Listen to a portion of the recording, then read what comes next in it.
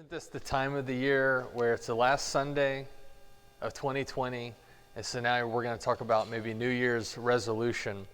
And I was thinking about that, but I thought you were kidding me if you think I'm going to pretend like 2020 didn't just happen. So this morning, 2020, what was that?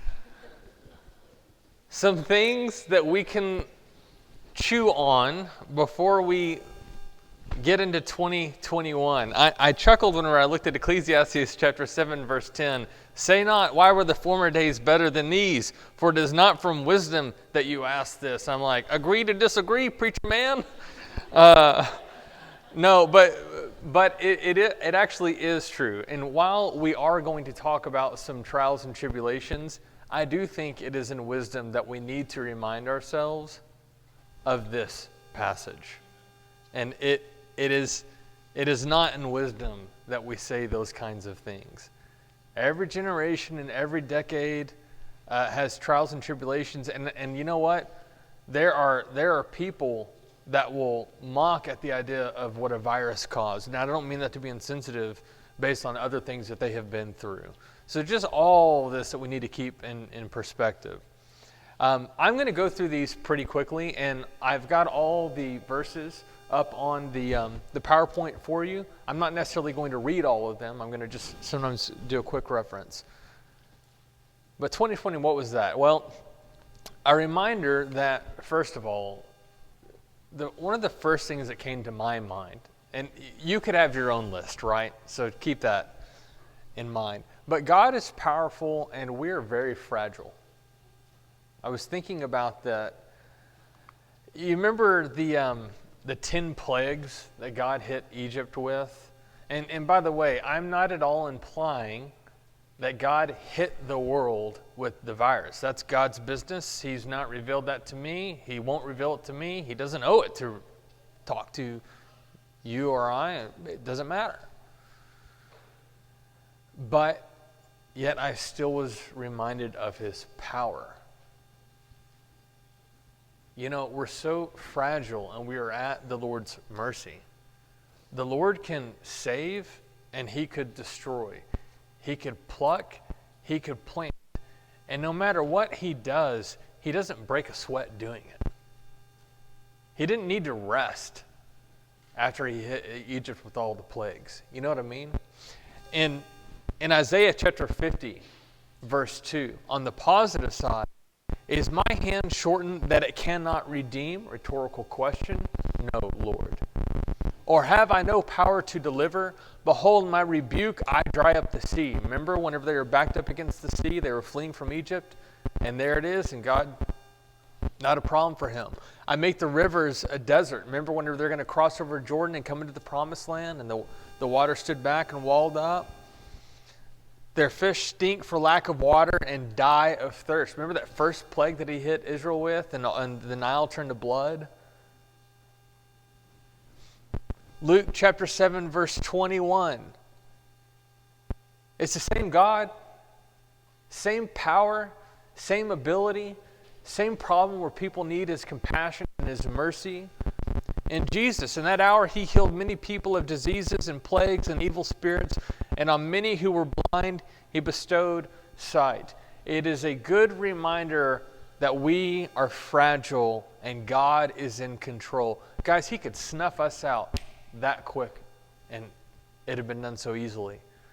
But he can also save a people and turn things around that quickly. Either way, guess who needs him? And really, I base everything else that we're going to look at, let this be the foundation of it. That your trust and your faith need to be in God. Okay. It was a reminder that this world is not our home. I'm already seeing, I at least saw one head shaking. Okay. Because what have we got this year? Well, we have witnessed, you name it, racial, political tension, death by the virus, obviously, that's an obvious, but here's other ones, death by homicide and suicide that have been attributed to what we've gone through, depression, anxiety. This place has lost its former glory. And I wouldn't be dogmatic, but just the sense that I get whenever I read Genesis in the beginning chapters, it just almost seems like it didn't last that long. Maybe I'm wrong, but it doesn't seem like it lasted that long. And if we can't get that message from this year,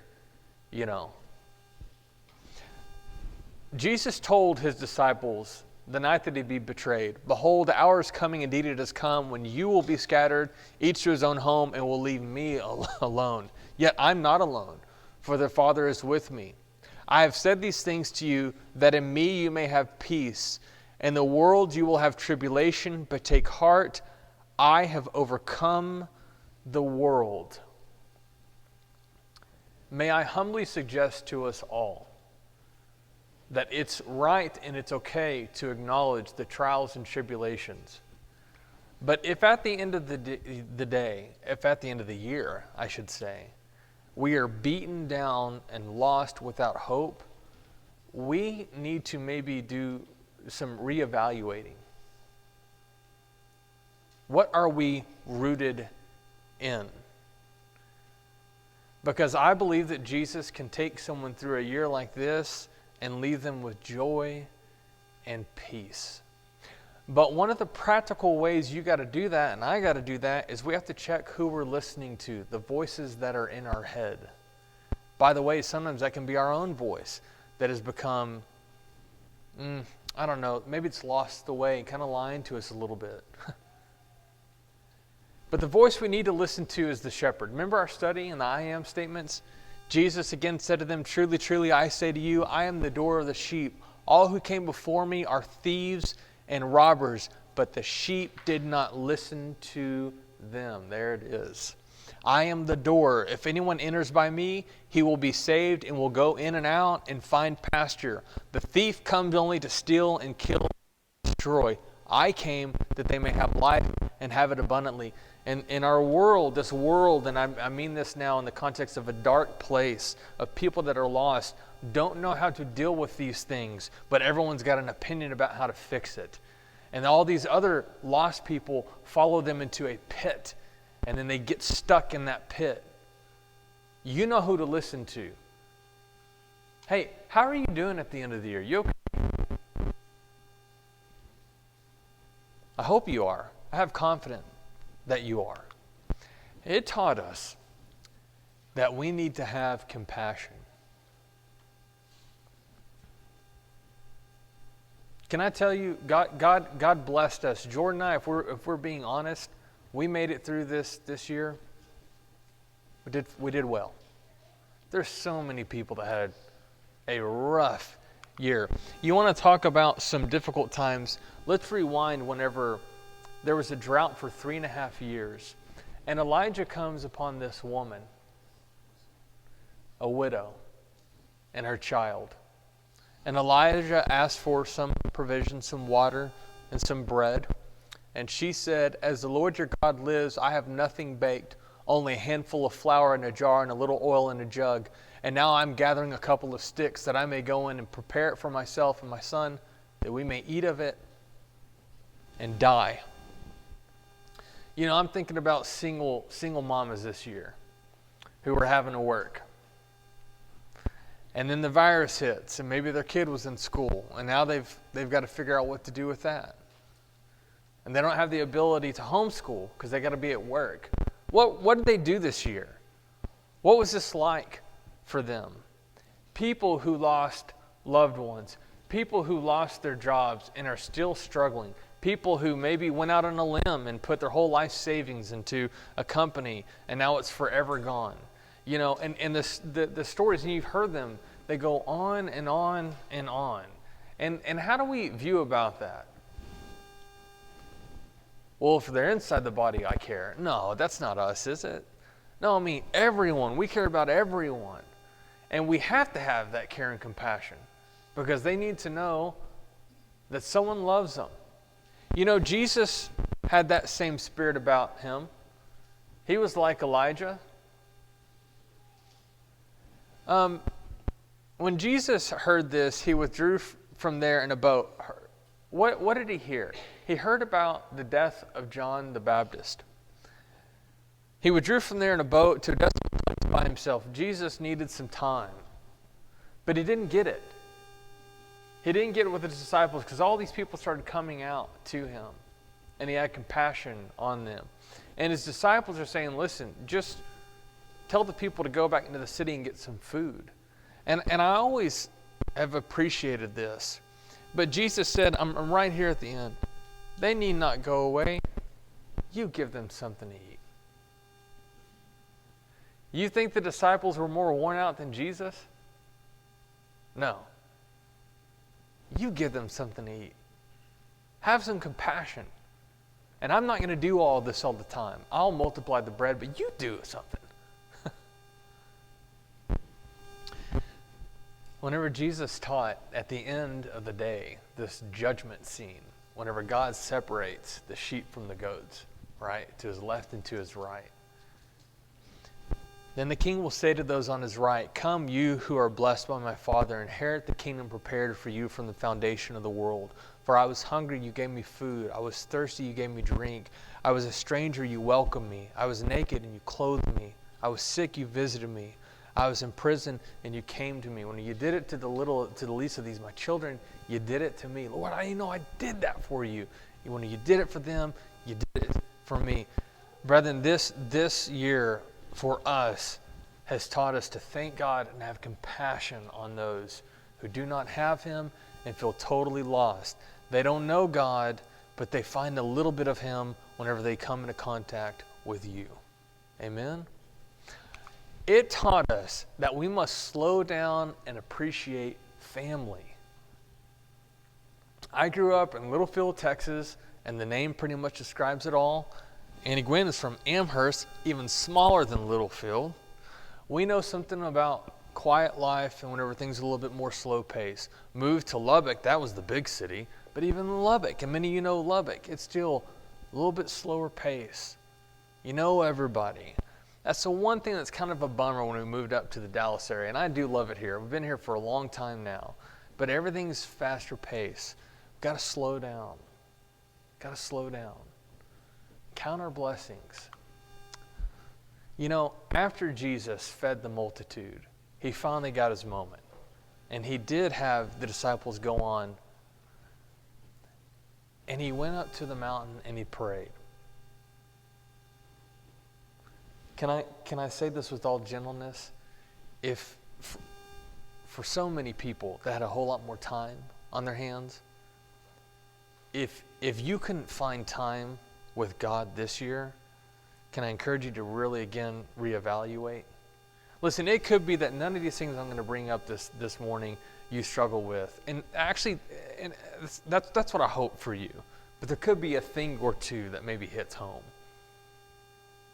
This was a year to do some self-examining. And where am I at? And where am I with the Lord? And how much do I depend on him?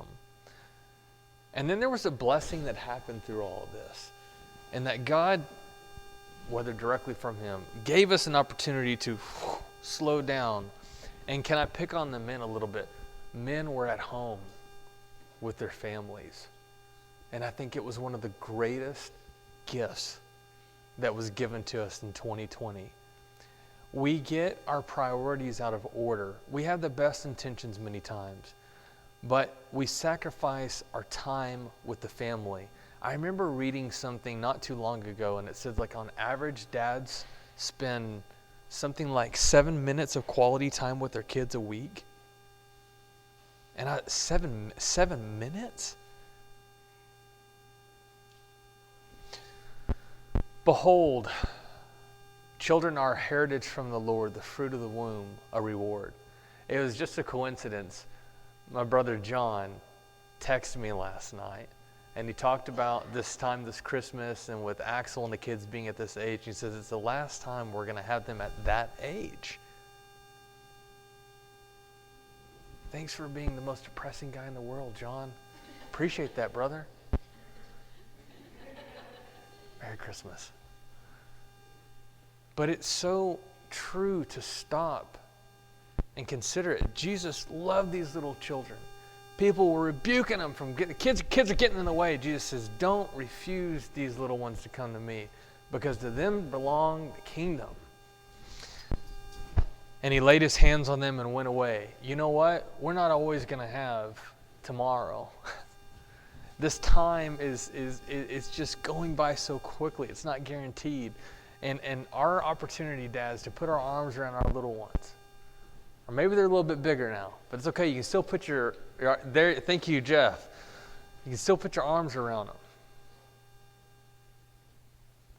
You know, if our country could pay attention just to this one alone, I wonder what that would look like.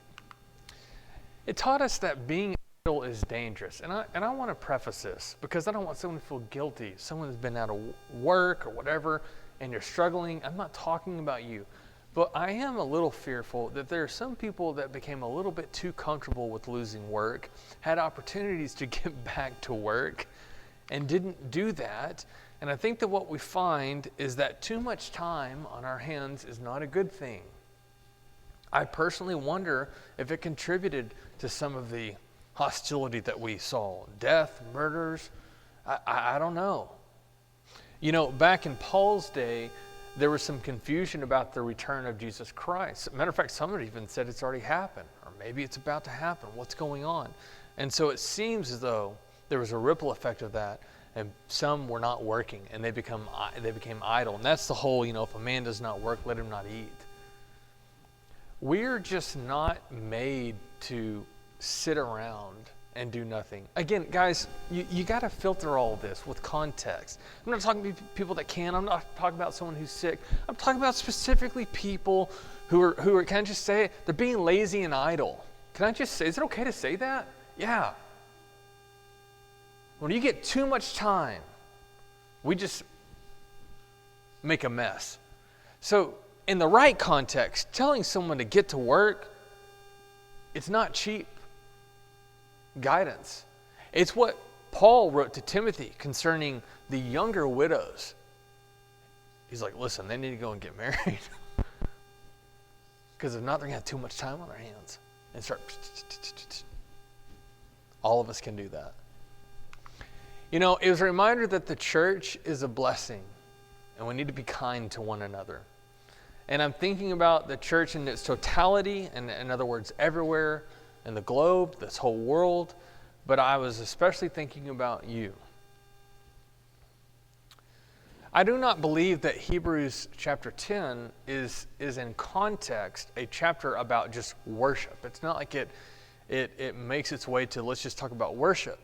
But I do believe that Christians were meeting together. And when do you think they were meeting together? Well, for sure it has to at least include whenever we come together to worship. But you know this, verse 24 is not to be divorced from verse 25.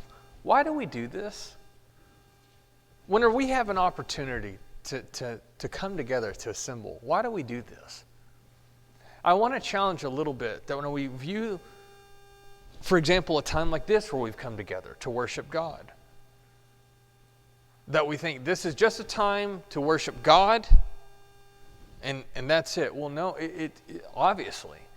But it's a time for us to come together because there's something divine that happens, if you will. And it's a building up of each other. And let us consider how to stir up one another to love and good works, not neglecting. I really prefer forsaking. Neglecting does have a little bit of downplays it a little bit. These people are in a perpetual state of forsaking the assembly because they were drifting away. And please also keep that in context before you use this passage. Not neglecting to meet together as is the habit of some, but encouraging one another, and all the more as you see the day drawing near. I like Philippians 1:27, the spirit behind that one. Only let your manner of life be worthy of the gospel of Christ, so that whether I come and see you or am absent, I may hear of you, the brethren at Philippi, that group, that you are standing firm in one spirit, with one mind, striving side by side for the faith of the gospel. Do you see that camaraderie there? Do you have that with the brethren here at North Collin? Whenever the virus hit, where you're like, oh, this is great. There's a little while where I don't have to see them. or were you like Epaphroditus? Paul was so eager to send him back because Epaphroditus knew that his beloved brethren, whenever they heard that he was sick, that made him even more sick. And he was ready to get back to them. And Paul's, he's able to like picture this, this reconciled, this coming back together. But can I also say this? I'm not on social media, so I don't always know what's going on, but every now and then I hear things. The church really struggled this year. We struggled this year, and I hope we were kind to one another. And I don't want to belittle anyone, but we were struggling about, should we not come together? Should we come together? If you come together, is it not acceptable? And I'm afraid from what I heard, it got a little heated at times. You get too angry with one another, and then the time comes where you can't assemble, no one wants to be there. What's the point? I hope it taught us a little bit of humility. I hope it taught us not to be so dogmatic. Lord knows I've been dogmatic more than one time, more than once. And, we're trying to do the best that we can with these circumstances. And we always like to have the perfect answer for everything. And I think what this showed us is that we don't always have the perfect answer. And we need some grace with one another. We need some kindness with one another. We need to be encouraging each other through these difficult times and not squashing one another. And can I also say this? I fear that it may have been a good representation on how we view God. I think some people were just terrified they were going to lose their souls this year if we couldn't figure out the perfect answer on how to get everyone together in worship. And I don't know about you, but I know the God in whom I serve. I was not afraid of him this year. Were you? We were trying to work this out. I think he understood that. Now, that's one guy's opinion, so take it or leave it. But we're blessed to have each other, and we need to be kind with one another. This was messy. It taught us that we need to accept the good and the bad. Job, this just keeps coming up. This whole study, we've been going through this. You're just seeing it everywhere. His wife tells him, curse God and die. The ridiculous thing that you're saying here. Job says, shall we receive good from God, and shall we not receive evil? Job, even in that moment, in all that distress, still had the clarity of mind and the heart towards God to say, so what do you want me to do, honey? You want me to just love on God whenever everything's going our way, but as soon as it goes against us, I can't do that. Ecclesiastes 7:14, in the day of prosperity be joyful. That's right. And in the day of adversity consider, God has made the one as well as the other, so that man may not find out anything that will be after him. There's a few ways in which people understand that, but one of the ways, typically the most common way, is that once you've learned this, the ability to be joyful in the day of prosperity, and also that the day of adversity comes, that you never know what's around the corner. And so you learn the lesson, and you're content, and you're ready for it. Come what may. You know the James 1, chapter 2 through 4, count it all joy when you meet trials of various kinds because of what it produces. You're perfect and complete, lacking in nothing. Ecclesiastes chapter 7, verse 8, better is the end of a thing than its beginning, and the patient in spirit is better than the proud in spirit. I wanted to end with that one. So we always talk about wisdom. If you had to define wisdom, what is wisdom? And we'd say wisdom is the application of knowledge. A lot of people can know a lot of things, but they don't know how to apply it. They don't know how to apply it. There's going to be a lot of people that'll finish this year, and they're going to be indignant and prideful because things have not gone their way. And they want it right, and they want it right now. And then the child of God comes through this and goes, whew, what was that? Okay. Well, we're going to look at it, and we're going to look at God's word, and we're going to see now how it is applied, and we come out all the more wiser for it. And therefore, the end of the thing is better. And I hope you've experienced that.